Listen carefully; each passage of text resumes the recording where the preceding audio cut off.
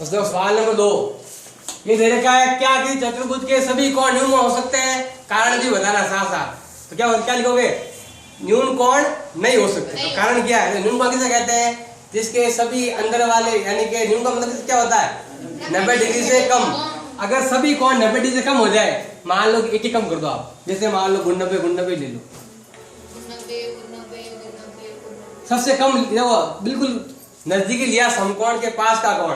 तो अगर चारों को जोड़ेंगे तो चारों की जोड़ कितनी होती है आपके 356 डिग्री होती है।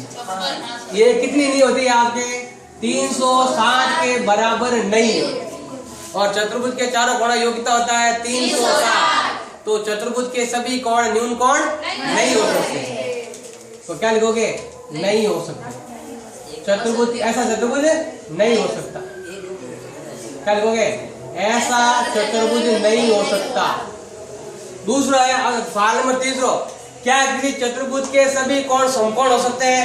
समकोण किस मतलब होता है 90 डिग्री होता है। क्या होता है, किस पे होता है, आयत में और वर्ग में। देखो 90 प्लस 90 प्लस 90 प्लस 90 समकोण का है। समकोण मतलब क्या होता है 90 डिग्री का कोण, और चारों कोण 90 डिग्री होते हैं क्योंकि सबका जोड़ कितना होता है। तो ऐसा चतुर्भुज हो सकता है। क्या लिखोगे, और वो कौन सा होगा, आयत भी हो सकता है और वर्ग भी हो सकता है, जिसके प्रत्येक कोण कितना डिग्री होता है आपके 90 डिग्री का। अब है ये वाला, इसमें देखो आपके इसने कहा है कि इसके विकर्ण परस्पर एक दूसरे को समविभाजित करते हैं। मतलब कि ये वाला विकर्ण, ये दोनों भाग बराबर है और ये दोनों भाग क्या है आपके बराबर है। ये टुकड़े बराबर है। अभी मैंने पहले बताया था सवाल पिछले 9.1 में, जिस चतुर्भुज के विकर्ण आपस में एक दूसरे को परस्पर काटते हैं वो कौन सा चतुर्भुज कहलाता है, समांतर चतुर्भुज। क्या लिखोगे, जिस चतुर्भुज के विकर्ण, जिस चतुर्भुज के विकर्ण क्या होते हैं, परस्पर समद्विभाजित होते हैं, वह कौन सा होता है, वो होता है समांतर चतुर्भुज। अगर देखो समांतर चतुर्भुज इसका मतलब क्या हुआ, लगातार दो कोणों का योग कितना होता है 180। तो लिखेंगे कोण ए प्लस कोण बी का मान होगा आपके 180। क्यों होता है, कारण लिखोगे अंतः कोण। ये लगातार दोनों कोणों का योग कितना होगा आपके 180 होगा। क्यों होगा कि कौन सा चतुर्भुज है, समांतर चतुर्भुज। क्यों होगा समांतर चतुर्भुज, क्योंकि इसके विकर्ण आपस में एक दूसरे को दो भागों में बांट रहे हैं।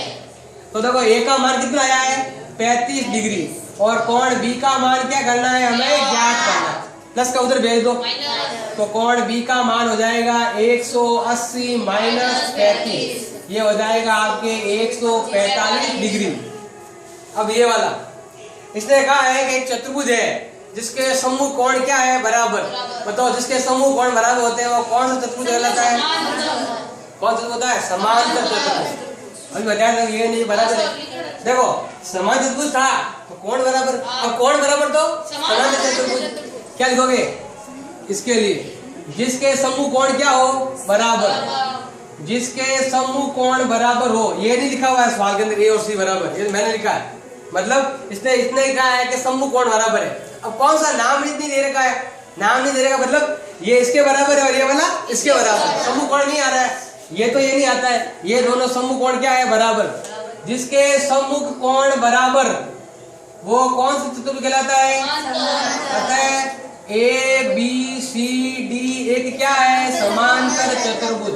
और समांतर चतुर्भुज का नियम क्या है, उसकी आमने सामने की भुजाएं क्या होती है बराबर।